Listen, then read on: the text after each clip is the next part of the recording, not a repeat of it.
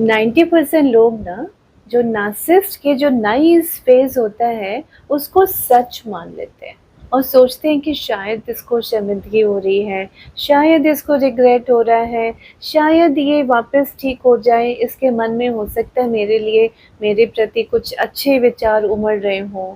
जो पहले ये कितना पॉजिटिव था, दिखाता था हमें, और उसके बाद फिर गैस लाइटिंग शुरू हो गई, इंसल्ट करनी शुरू हो गई, काम नहीं करना शुरू हो गया और गलत-गलत क्रिटिकल वे से पब्लिक स्मीयरिंग, दूसरों के सामने, पीछे से, आगे से गलत-गलत क्या शब्द कहने, आपको डाउन करना एकदम से।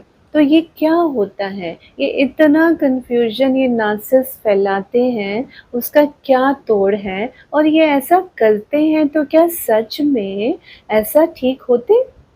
जब ये नाइस फेज़ में वापस हमारे पास आते हैं तो सच में नाइस ही हो गए होते हैं। तो इसके बारे का जो भेद है ना, 90% लोगों को नहीं पता। वो जाल में वापस फँस जाते हैं, इस ट्रैप में। और इस ट्रैप से कैसे निकलना है, समझना है, जानना है, पहचानना है, तो ये 7 पॉइंट्स आपको इस वीडियो पे बताएँगे। नमस्कार, मैं डॉक्टर अमिता पुरी, देश-विदेश की जानी-मानी मनोवैज्ञानिक और global authority on narcissistic abuse recovery. तो हम बताते हैं, हम बात करते हैं कि कितने सारे पॉइंट्स इंटरेस्टिंग हैं और सिंपल से लगता है कि नहीं हमें तो समझ आ गया, ये अब ऐसा नहीं करेगा। मैंने इसकी आंखों में प्यार देखा है, मैंने इसकी आंखों में अपनापन देखा है, मैंने इसके बिहेवियर में वो वापस जैसा पहले वो इंसान था उस तरह का ये बन गया है। इसको मुझे समझ आ गया है कि ये मुझे मिस करेगा अगर मैं इसकी ज़िंदगी में नहीं हूँगा या होंगी, तो इसकी ज़िंदगी कितनी ख़राब है। अब जाके इसको समझ आ गया। भई ऐसा होता नहीं है। तो अभी पहला पॉइंट आपको बताते हैं इसके ऊपर। पहला पॉइंट है, दे आर लूज़िंग कंट्रोल। नार्सिसिस्ट आपको किसी भी तरह के माया जाल में, प्यार से, गुस्से में, अधिकार से किसी भी तरह अपने कंट्रोल में ले रहे होते हैं और बाकी लोगों को भी उसी मुताबिक वो चीज़ दिखा रहे होते हैं कि हम ऐसे हैं। तो ये भी तो कंट्रोलिंग बिहेवियर है ना। तो कंट्रोल जब इनके हाथ से चला जाता है और हम इमोशनली डिटैच होने लगते हैं, हम इमोशनली दूर होने लग जाते हैं, हम अनअवेलेबल होने लग जाते हैं कि भाई हमने इस जाल में नहीं फंसना, बहुत फंस दे लिए, बहुत चांसेस दे दिए कि शायद ठीक हो जाए, शायद इनको शर्मिंदगी हो जाए, शायद ये हम इतना इनको प्यार कर रहे हैं, इतनी इनकी भावनाओं के साथ हम पॉजिटिविटी रखते हैं, तो इनके भी मन में हमारे प्रति अच्छी भावना अब शायद जग गई। लेकिन नहीं, वो नहीं जगी। हुआ क्या है कि दे हैव रियलाइज्ड कि वो जो कंट्रोल हमारे ऊपर था इनका, वो इनके हाथ से चला गया है। और ऐसे कैसे हो सकता है? ऐसे कैसे हो सकता है? तो इसलिए ये वापस आते हैं मीठा-मीठा बन के और अपनी आँखों से, अपने बिहेवियर से इस तरह जतलाते हुए कि नहीं, आपकी लाइफ में तो मैं ही रहूँगा और मैं आपके बिना कुछ हूँ ही नहीं। मैं आपके साथ अब जैसा आप चाहते हो, जो मिररिंग है, जो हमारी फीलिंग्स हैं, उसको वो सामने दिखाता है फेक प्रॉमिसेस के साथ। पर जैसे फेक फूलों में खुशबू नहीं होती ना, तो उसी तरह इनके फेक प्रॉमिसेस में सच्चाई नहीं होती। सेकंड पॉइंट है, इनकी न्यू सप्लाई जो है वो फेल हो गई है, क्योंकि इनको तो क्या लेना है? आपसे कंट्रोल।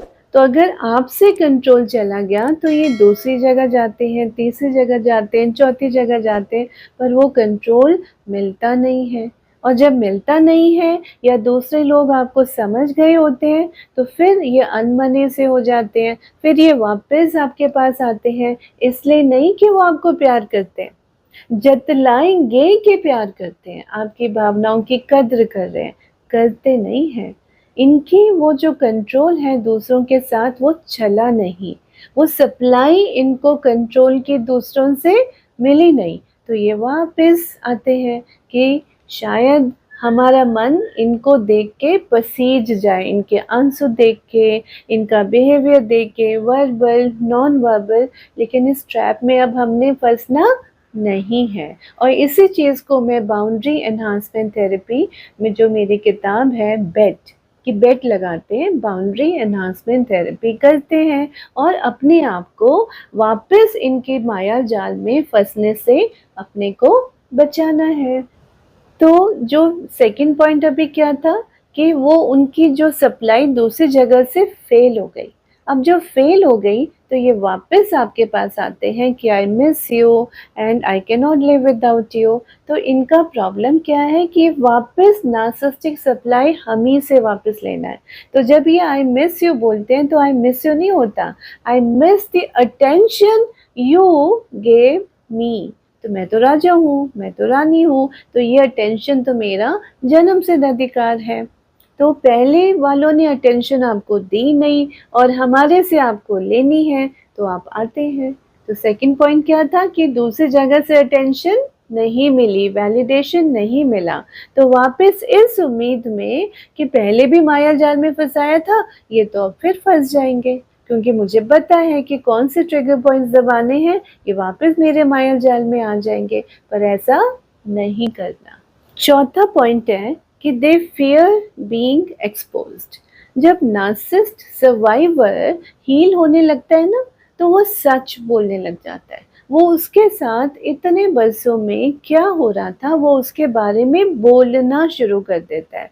और जब वो बोलना शुरू कर देता है तो इनको डर लगता है कि हमारी पोल पट्टी ना खुल जाए, क्योंकि इन्होंने तो बहुत प्यार से, बहुत सहेज के एक अलग ही इमेज बना के रखी थी कि वो कितने ईमानदार हैं, वो कितने लॉयल हैं, वो कितने प्यारे हैं, वो कितना आपका ख्याल रखते हैं, वो कितना परिवार का ख्याल रखते हैं। अगर ऐसा तो नहीं था, घर में तो दूसरी तस्वीर थी, बाहर वालों के लिए दूसरी तस्वीर थी, तो प्रॉब्लम तो घर वालों को हो रही थी ना।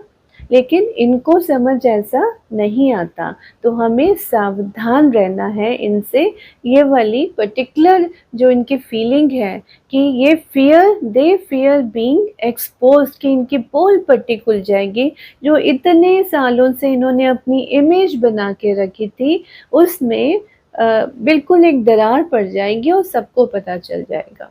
क्योंकि इनको जो सप्लाई दूसरों से मिलती है वो इसी बात पे तो मिलती है कि आप कितने अच्छे हैं, जबकि अंदर से वो कितने मॉन्स्टर होते हैं। पांचवा पॉइंट है ट्रॉमा बॉन्ड है ना, उसको रीएक्टिवेट कर देना। क्योंकि हमारे ब्रेन में डोपामिन वापस उसी तरह आने लगता है कि अरे एक छोटी सी मेमोरी पुरानी, इन्होंने फूल भेज दिए, एक कॉल कर दिया, किसी के थ्रू कोई गिफ्ट भिजवा दिया और कहीं एकदम एक्सीडेंटली आपसे कहीं बाहर मिल गए, बिना किसी पहले किसी पैगाम के या किसी कोई भी प्रॉमिसेस नहीं थे मगर ये मिल गए। अचानक से अचानक नहीं होता, हर चीज़ इत्तेफाक नहीं होती, हर चीज़ प्लान्ड होती है, तब जाके ये वापस आपको अपने माया जाल में लाने की कोशिश करते हैं। तो ये होवरिंग करते हैं, नाइस फेस दिखाते हैं, मगर इनका दिल साफ नहीं होता। किसी भी नार्सिसिस्ट का हो सकता है आपको ये चीज़ें, ये बातें जो मैं बता रही हूँ आपके दिल को, रूह को टच कर रही हूँ। अगर ऐसा लगा है तो आप प्लीज़ कमेंट में होवरिंग आप लिख के भेजिए, तो मुझे पता चलेगा कितने कितने लोगों को ये मेरी बात से उनको उनकी रूह को टच हुआ है, या उन्होंने अपने आसपास किसी ऐसे को ज़रूर देखा है जो इस दौर से गुजरा है या गुजर रहा है। तो प्लीज़ कमेंट में लिखिए होवरिंग।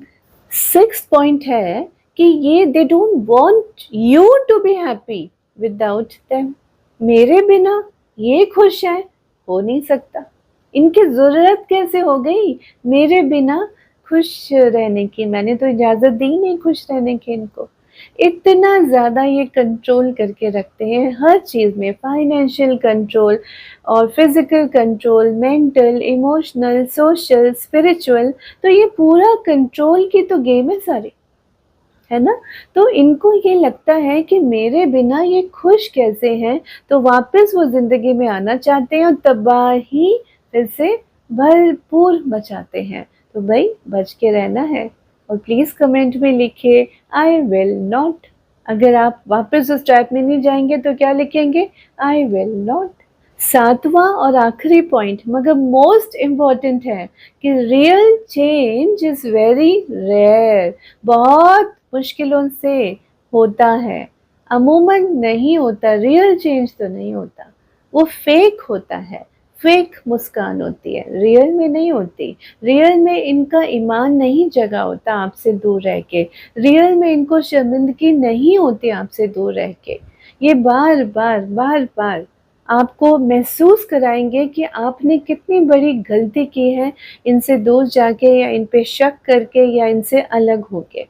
ये गिल्ट ट्रैप में आपको डालते जाते हैं, उसको ट्रॉमा बॉन्डिंग भी बोलते हैं, क्योंकि आपका ब्रेन फिर से वापस ट्रॉमा में चला जाता है कि शायद ये ठीक हो रहे थे, अगर मैं थोड़ा सा थेरेपी में और हम इनके साथ कोई कपल काउंसलिंग कर लेते, कुछ और हम तरीके ढूंढ सकते थे ना ठीक होने के। ये तो थोड़ी सी तो बातें थी, वो शायद गुस्सा कंट्रोल कर लेते, गलत बोलना बंद कर देते, कुछ और बिहेवियर ठीक कर देते तो ठीक हो जाता ना। तो रिश्ता क्यों टूटा, रिश्ता कैसे टूटा, तो उसके लिए बहुत इनको दर्द होता है, अपने लिए दर्द होता है, आपके लिए नहीं, कभी भी नहीं।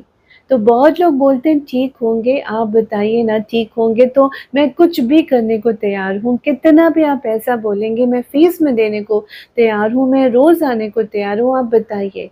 पर नहीं। और कुछ अगर कोई लोग अगर कहते हैं, कमिट करते हैं कि भाई ये तो ठीक हो सकता है, नार्सिसिस्ट पर्सनालिटी डिसऑर्डर व्यक्ति ठीक हो सकता है, तो भाई WHO वर्ल्ड हेल्थ ऑर्गेनाइजेशन के लोग उससे ज़रूर मिलना चाहेंगे कि भाई ऐसे कैसे हो गया। बहुत रेयर होता है। और रूल ऑफ थंब है कि अगर आपकी उम्र 30 साल की है तो 30 सेशंस चाहिए, रूल ऑफ थंब ये बोलता है। ये करते नहीं है, एक सेशन में आ जाएंगे, थोड़ा सा दिखावा करने के लिए 2 सेशंस में आ जाएंगे, लेकिन ड्रॉप आउट रेट एकदम से हाई होता है। तो बहुत तरीकों से इनको मैनेज किया जाता है नॉन नार्सिसिस्टिक फैमिली मेम्बर्स की काउंसलिंग करके। तो वो हमारे जो डिटेल्स हैं वो हमारे बायो में लिंक, आपको रजिस्टर उस पर कर सकते हैं, फ़ोन पे आप बात कर सकते हैं, यहाँ पर फ़ोन नंबर्स भी हैं।